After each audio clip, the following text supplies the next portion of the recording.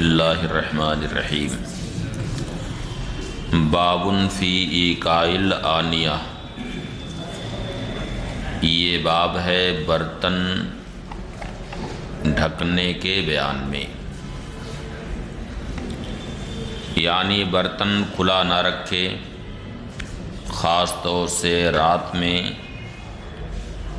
برتن کو یا تو الٹ کر کے رکھ دے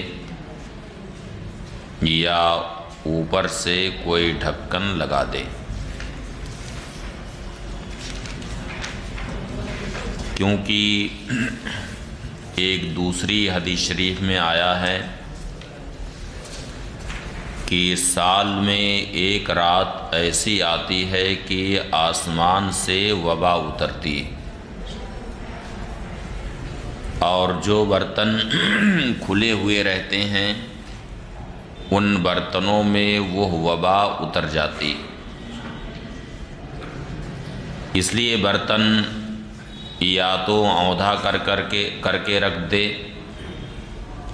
یا کوئی ڈھکن ہے اس سے بند کر دے، اور ڈھکن بھی نہیں ہے تو حدیث شریف میں آیا کہ کوئی لکڑی ہی چوڑائی میں اس پر رکھ دے تاکہ برتن کھلا ہوا نہ رہے۔ حدثنا احمد بن حنبل قال حدثنا یحییٰ عن ابن جریج قال اخبرنی عطاء عن جابر عن النبی صلی اللہ علیہ وسلم قال اغلق بابک واذکر اسم اللہ فإن الشیطان لا یفتح بابا مغلقا۔ عطا حضرت جابر رضی اللہ تعالی عنہ سے روایت کرتے ہیں کہ نبی کریم صلی اللہ علیہ وسلم نے ارشاد فرمایا کہ اپنا دروازہ بند کر دو، وَاذْكُرِ اسْمَ اللَّهِ، اور اللہ کا نام لو، یعنی بسم اللہ پڑھ کے دروازہ بند کرو۔ فَإِنَّ الشَّيْطَانَ لَا يَفْتَحُ بَابًا مُغْلَقًا، اس لیے کہ شیطان بند دروازے کو نہیں کھولتا۔ شیطان یوں تو معمولی سے سوراخ سے بھی گھر میں آ سکتا ہے،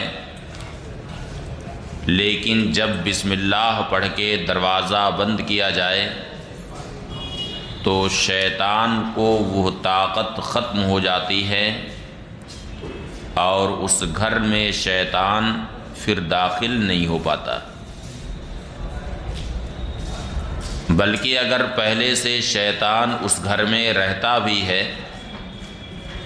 تو غروب آفتاب کے بعد اگر بسم اللہ پڑھ کے آدمی گھر میں داخل ہوتا ہے تو شیطان اس گھر میں سے بھاگ جاتا ہے اور یہ کہتا ہے کہ لا مبیت لکم، یعنی اپنے ساتھیوں سے کہتا ہے لا مبیت لکم، اس گھر میں اب تمہارے لیے رات گزارنے کی کوئی جگہ نہیں۔ تو شیطان اپنے آوان و انصار کے ساتھ اس گھر میں سے بھاگ جاتا۔ اس لیے آدمی جب مغرب کی نماز پڑھ کے گھر میں قدم رکھے تو بسم اللہ پڑھ کے قدم رکھے کہ شیطان سے اب وہ گھر رات بھر کے لیے محفوظ ہو گیا۔ کتنا آسان نسخہ ہے۔ وَاطْفِ مِصْبَاحَكَ وَاذْكُرِ اسْمَ اللَّهِ، اور اپنا چراغ بجھا دو اور اللہ کا نام لو، کیونکہ چراغ اگر جلے گا تو اس سے آگ لگنے کا اندیشہ، اس لیے چراغ بجھا دو۔ اب اس زمانے میں چونکہ اس طرح کے چراغ نہیں ہوتے، ورنہ ابھی ماضی قریب میں، قریب 20 سال پہلے گھروں میں لالٹین جلتی تھی، اور وہ چراغ بھی ہوتا تھا جس میں فتیلہ جلایا جاتا تھا، تیل بھر دیا جاتا تھا، اس میں بتی ڈال دی جاتی تھی، اور اس میں شیشہ بھی کنارے نہیں ہوتا تھا۔ اسے بعض علاقوں میں ڈھیبری بھی کہتے ہیں۔ کیا کہتے ہیں؟ ڈھیبری، ہاں، مٹی کا دیا دیکھا آپ لوگوں نے کہ نہیں دیکھا؟ کیا ابھی بھی ہے کہیں کہیں؟ اس کا مطلب کہ جھارکھنڈ کے علاقے میں، کیا نام ہے، گڑھوا کے علاقے میں ہے کہیں۔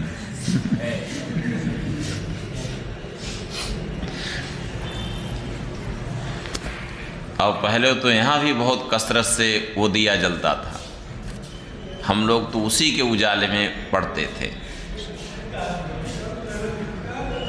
لیمپ، لالٹین، اور وہ جس کو ڈھیبری کہتے ہیں، اس کے کنارے شیشہ بھی نہیں ہوتا تھا، اسی سب کے اجالے میں ہم لوگ پڑھتے تھے۔ تو اگر اس طرح کا چراغ ہے تو اس سے آگ لگنے کا اندیشہ۔ آگے حدیث شریف آ رہی ہے کہ ان الفویسقہ تضرم علی الناس بیتہ، یعنی چوہیا اس فتیلے کو لے کر کے گھماتی ہے اور پھر گھر میں وہ آگ لگا دیتی۔ وہ بہت فاسق جانور، اسی لیے اسے حل و حرم کہیں بھی اسے پناہ نہیں۔ خمس من الفواسق یقتلن فی الحل والحرم، 5 فاسق جانور ایسے ہیں کہ کہیں بھی انہیں پناہ نہیں، حل و حرم کہیں بھی مل جائیں انہیں مار دیا جائے۔ ان میں سے ایک کیا ہے؟ چوہیا، چوہا، چوہیا ہے، کچھ بھی کہیے۔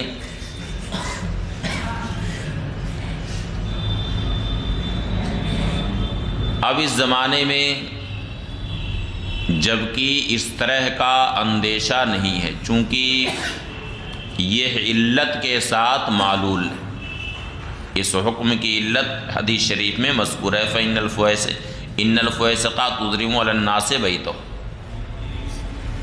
تو جہاں اس طرح کا اندیشہ نہیں ہے، خاص طور سے اس زمانے میں جبکہ بجلی کے بلب ہوتے ہیں تو اس طرح کا اندیشہ نہیں ہے، تو اگر اسے جلا کر کے رکھا تو اس میں کوئی حرج نہیں ہونا چاہیے۔ اور اپنے برتن کو ڈھک دو، وَلَوْ بِعُودٍ تَعْرُضُهُ عَلَيْهِ، اس کو محدثین نے رے کے ضمے ہی کے ساتھ پڑھا، اگرچہ کسی لکڑی ہی سے ڈھکو جسے تم عرض میں، چوڑائی میں اس پہ، برتن پہ رکھ دو۔ تو معلوم ہوا کہ اگر لکڑی یا اور کوئی کاغذ ہے، کوئی پیپر ہے، اس سے برتن کو ڈھک دیا تو بھی اس پر عمل ہو جائے گا۔ وَاذْكُرِ اسْمَ اللَّهِ، اور اللہ کا نام لو، وَأَوْكِ سِقَاءَكَ،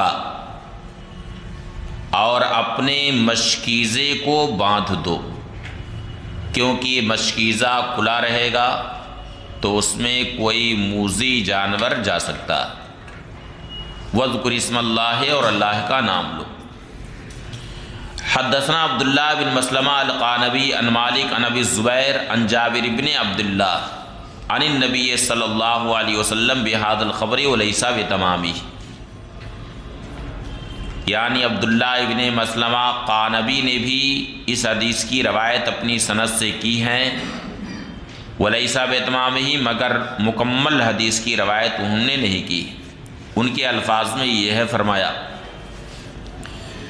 فَإِنَّ الشَّيْطَانَ لَا يَفْتَحُ بَابًا غَلْقًا یا بابًا غَلِقًا وَلَا يَحِلُّ وِقَاءً وَلَا يَكْشِفُ إِنَاءً، کیونکہ شیطان کسی بند دروازے کو نہیں کھولتا اور نہ کسی بندھن کو کھولتا ہے، نہ کسی بندش کو کھولتا ہے، اور نہ ہی برتن کھولتا۔ یعنی دروازہ اگر بسم اللہ پڑھ کے بند کیا گیا ہے تو شیطان اسے نہیں کھول سکتا، یا بسم اللہ پڑھ کے کوئی گرہ لگائی گئی ہے، کوئی بندش کی گئی ہے تو شیطان اسے نہیں کھول سکتا، یا کوئی برتن ڈھکا ہوا ہے تو شیطان اسے نہیں کھول پاتا۔ وَإِنَّ الْفُوَيْسِقَ تُضْرِمُ عَلَى النَّاسِ بَيْتَهُمْ، اور فاسق جانور یعنی چوہیا لوگوں کے گھروں میں آگ لگا دیتی، یعنی چراغ اگر جلتا رہے گا تو یہ چوہیا گھر میں آگ لگا دے گی۔ اب یہ راوی سے شک ہے کہ بیتہم فرمایا یا بیوتہم فرمایا۔ حدثنا مسدد فضیل بن عبد الوہاب السکری قال حدثنا حماد عن کثیر بن شنزیر عن عطاء عن جابر بن عبداللہ یرفعہ قال وقفتوا صبیانکم، یہ وقفتو ہے، بعض روایتوں میں کفو صبیانکم آیا ہے۔ وقفتو صبیانکم عند العشاء وقال مسدد عند المساء۔ حماد کثیر ابن شنزیر سے روایت کرتے ہیں، انہوں نے عطا سے روایت کی، وہ حضرت جابر ابن عبداللہ رضی اللہ تعالی عنہما سے روایت کرتے ہیں، انہوں نے مرفوعاً اس کی روایت کی۔ قال، نبی کریم صلی اللہ علیہ وسلم نے ارشاد فرمایا، شام کے وقت تم لوگ اپنے بچوں کو باہر مت نکلنے دو، اپنے بچوں کو روک لو۔ اور بعض حدیثوں میں ہے کہ اذا جنح اللیل فکفوا صبیانکم، یعنی جب رات آ جائے، سورج غروب ہو جائے تو اپنے بچوں کو باہر مت نکلنے دو، چھوٹے بچوں کو گھروں میں روک لو۔ یہ الفاظ ہیں فضیل ابن عبد الوہاب کے، اور مسدد نے عند العشاء کے بجائے عند المساء کہا ہے، شام کے وقت۔ فَإِنَّا لِلْجِنِّ انتشاراً وَخَطْفَةً، کیونکہ اس وقت یعنی شام کے وقت جن راستوں میں پھیل جاتے ہیں اور موقع پانے پر بچوں کو اچک لے جاتے ہیں۔ یہ شیاطین جو ہیں راستوں میں گلیوں میں اس وقت پھیل جاتے ہیں اور چھوٹے بچوں کو اچک لے جاتے ہیں، اس لیے شام کے وقت چھوٹے بچوں کو باہر مت نکلنے دو، یعنی اکیلے میں۔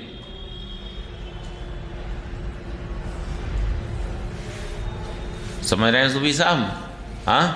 ہاں، اس لیے بچے کی حفاظت کیجئے گا، خاص طور سے شام کے وقت باہر مت نکلنے دیجئے گا۔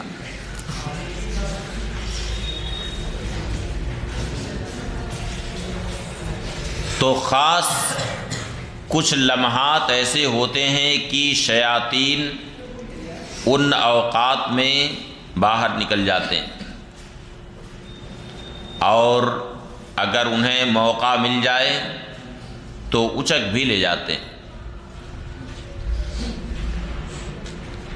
بلکہ اللہ تعالی نے اپنے بندوں کی حفاظت کے لیے اگر ملائکہ کو مقرر نہ کیا ہوتا تو یہ بڑے بڑے لوگوں کو بھی شیاطین اٹھا لے جاتے، اچک لے جاتے، مگر اللہ تعالی نے اپنے بندوں کی حفاظت کے لیے ملائکہ کو مقرر فرمایا جو ہر وقت حفاظت میں لگے رہتے ہیں۔ بلکہ تفسیر ساوی میں نے دیکھا کہ ایک انسان کے ساتھ 10 فرشتے ہوتے ہیں جو اس کی حفاظت پر مقرر ہوتے ہیں۔ ان میں کچھ ایسے ہوتے ہیں جو منہ کی حفاظت کرتے ہیں، تو یہ ملائکہ اگر نہ ہوں تو شیاطین بڑے لوگوں کو بھی اچک لے جائیں گے، بچوں ہی کی تخصیص نہیں۔ آپ دیکھیے منہ کی حفاظت کے لیے اللہ نے فرشتہ مقرر کیا، اسی لیے آپ کہیں نہیں سنتے ہوں گے کہ کسی کے منہ میں کوئی موذی جانور کبھی گیا۔ بہت سے لوگ ہوتے ہیں سوتے ہیں منہ کھلا رہتا ہے، سانپ اس میں آسانی سے جا سکتا ہے، لیکن کہیں آپ نے سنا کہ منہ میں سانپ چلا گیا ہے؟ کہیں سنا ہے آج تک؟ یہ تو سنا کہ سانپ نے ڈس لیا سونے کی حالت میں، لیکن یہ نہیں آپ نے سنا ہوگا کہ منہ میں سانپ گھس گیا۔ حالانکہ سانپ کے جانے کے لیے تو اچھا خاصا راستہ منہ میں ہے، منہ کھول کر کے آدمی سویا ہوا ہے۔ تو یہ اللہ کا رحم و کرم ہے کہ اس نے اپنے بندوں کی حفاظت کے لیے ملائکہ کو مقرر کیا ہے۔ اس لیے شام کے وقت بچوں کو باہر مت نکلنے دو، انہیں روک لو، کیونکہ جن اس وقت پھیل جاتے ہیں اور اچک لے جاتے ہیں۔ حدثنا عثمان بن ابی شیبہ قال حدثنا ابو معاویہ قال حدثنا الاعمش عن ابی صالح عن جابر۔ اور یہ جو احادیث کریمہ ہیں ان پر ایمان و عقیدہ رکھنا فرض ہے۔ کوئی ہرگز آزمانے کی کوشش نہ کرے کہ یہ سوچے کہ ہمارے بچے ہیں شام کو ٹہلتے ہیں گھومتے ہیں کچھ نہیں ہوتا، ہرگز آزمانے کی کوشش نہ کرے، اس پر ایمان و عقیدہ رکھنا فرض ہے۔ ایک موقع پہ میں نے یہ بیان کیا کہ ایک محدث تھے، وہ حدیثیں بیان کرتے تھے مگر اپنے چہرے پر پردہ ڈالے رہتے تھے۔ ایک مرتبہ ان کے تلامذہ نے یہ خواہش ظاہر کی کہ آپ سے ہم لوگ حدیثیں سنتے ہیں لیکن ابھی تک ہم آپ کا چہرہ نہیں دیکھ سکیں۔ تو شیخ نے فرمایا کہ بہتر یہی ہے کہ تم لوگ چہرہ مت دیکھو۔ مگر جب تلامذہ کا اصرار بڑھا تو انہوں نے پردہ ہٹایا تو ان کا چہرہ گدھے کے مشابہ تھا۔ پوچھا کہ ایسا کیسے ہوا آپ کے ساتھ؟ تو فرمایا کہ وہ جو حدیث شریف ہے کہ رکوع میں امام کے سر اٹھانے سے پہلے سر مت اٹھاؤ کہ کہیں تمہارے چہرے مسخ ہو کر کے گدھے کی شکل نہ ہو جائیں۔ تو فرمایا کہ ایک مرتبہ میں نے آزمانے کی کوشش کی تبھی سے چہرہ اس طرح سے ہو گیا. اس لیے ہرگز کسی کو ارشاد نبوی کے تعلق سے اس طرح کی وعیدیں جہاں پر آئی ہیں وہاں آزمانے کی کوشش نہیں کرنی چاہیے. حضرت ملا علی قاری رحمۃ اللہ تعالی علیہ نے اس حدیث شریف کے تحت کئی ایک واقعات لکھیں کہ ان الملائکۃ لتضع اجنحتها رضا لطالب العلم، یعنی ملائکہ طالب علم کی خوشنودی کے لیے اپنے پروں کو بچھا دیتے ہیں روئے زمین پر. اس کے تحت کئی ایک واقعے لکھے. چنانچہ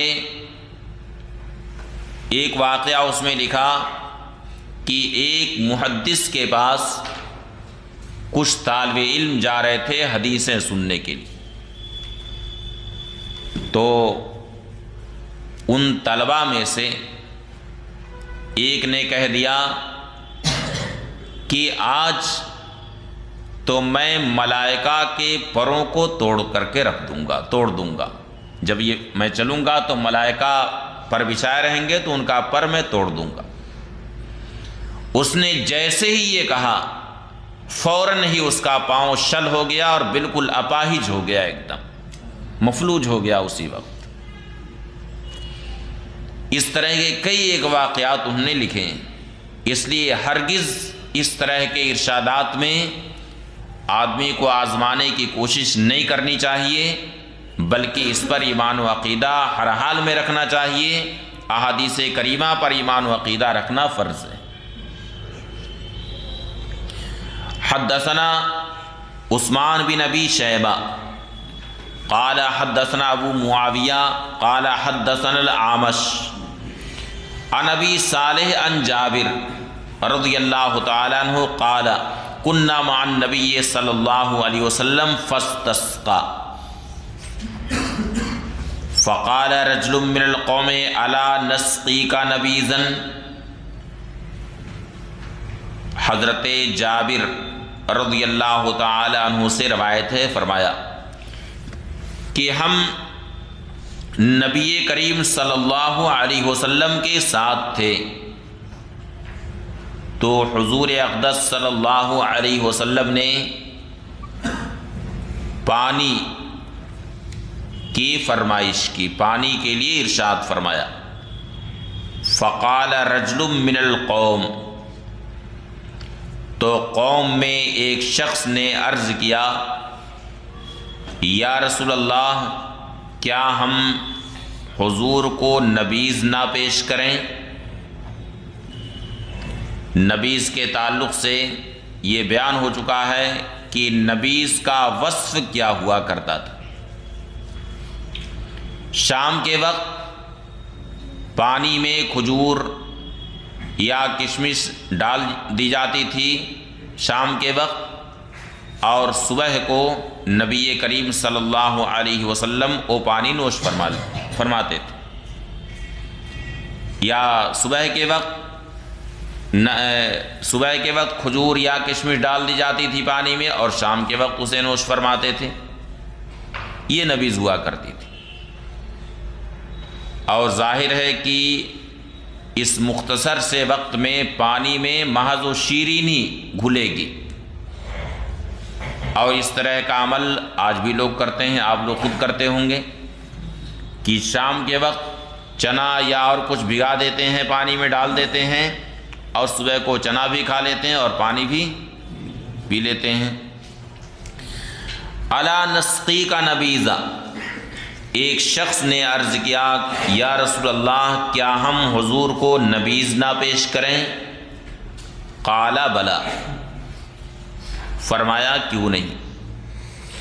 قال، حضرت جابر کہتے ہیں فخرج الرجل یشتد، تو وہ شخص دوڑتا ہوا نکلا. فجاء بقدح فیہ نبیذ، تو ایک پیالہ لے کر کے آیا جس میں نبیذ تھی. تو نبی کریم صلی اللہ علیہ وسلم نے فرمایا الا خمرتہ، کیا اسے ڈھکا نہیں تھا؟ وَلَوْ أَن تَارِزَ عَلَيْهِ عُودًا، اگرچہ تم اس پر چوڑائی میں کوئی لکڑی ہی رکھ دیتے۔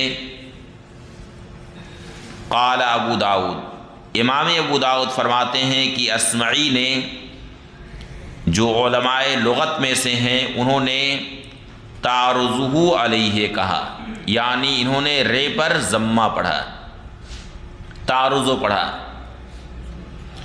یعنی وہ کھلا ہوا پیالہ لے کر کے بارگاہ رسالت میں حاضر ہوئے تھے تو نبی کریم صلی اللہ علیہ وسلم نے فرمایا الا خمرتہ، اسے ڈھکا نہیں تھا۔ اس سے معلوم ہوا کہ برتن کو ڈھک کر کے رکھنا چاہیے، اور یہ بھی معلوم ہوا کہ اگر کوئی چیز دور سے لائی جائے، پینے والی چیز ہو یا کھانے والی چیز ہو، تو اسے ڈھک کر کے پیش کرنا چاہیے۔ جیسے دسترخوان آپ نے لگایا، اب روٹی آپ نے رکھی ہے، اسے ڈھک کر کے رکھ دیجئے، یا سالن ہے اسے ڈھک کر کے پہلے سے رکھیے، یہ نہیں کہ کھلا ہوا ویسی لا کر کے رکھ دیجئے۔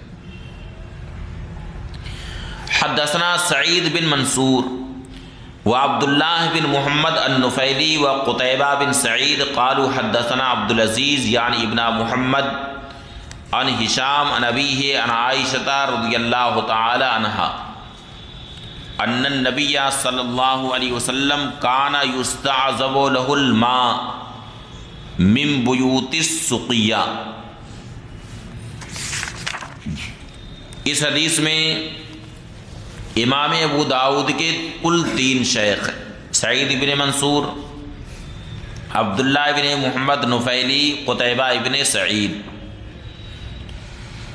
ان تینوں نے فرمایا کہ ہم سے عبدالعزیز ابن محمد نے بیان کیا، وہ ہشام سے روایت کرتے ہیں، انہوں نے اپنے والد یعنی حضرت عروہ ابن زبیر سے روایت کی۔ ہشام کے والد کون ہیں؟ عروہ ابن زبیر۔ انہوں نے ام المؤمنین عائشہ صدیقہ رضی اللہ تعالی عنہا سے روایت کی کہ نبی کریم صلی اللہ علیہ وسلم کے لیے بیوت السقیہ سے شیریں پانی لایا جاتا تھا۔ اب یہ سقیہ کہاں پر واقع ہے؟ قال قتیبہ، امام ابو داؤد کے شیوخ میں قتیبہ کہتے ہیں کہ یہ ایک چشمہ، اس چشمے اور مدینہ طیبہ کے درمیان 2 دن کی مسافت ہے۔ تو کیا اتنی دور سے شیریں پانی لایا جاتا تھا؟